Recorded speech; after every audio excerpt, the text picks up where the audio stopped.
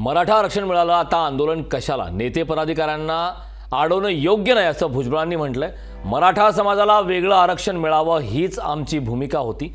राज्यातील शांत वातावरण कुणीही बिघडवू नये असं देखील या दरम्यान भुजबळांनी म्हटलंय। सत्य कधीही लपून बसत नाही, सर्व गोष्टी बाहेर येईल। जरांगेंना चुकीचे सल्ले देणारे कोण आहेत बाहेर येतील असंही छगन भुजबळांनी म्हटलंय।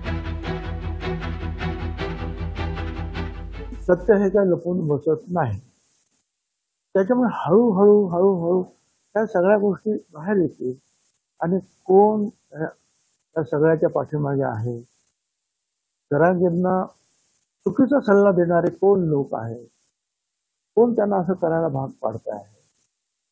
सरकार सगळ्या गोष्टी मान्य करीत असताना सुद्धा हे हळूहळू बाहेर येईल, परंतु तोपर्यंत जे आहे सगळा विचार करून जे आहे राज्यामध्ये शांतता राखण्यासाठी प्रयत्न केले पाहिजे।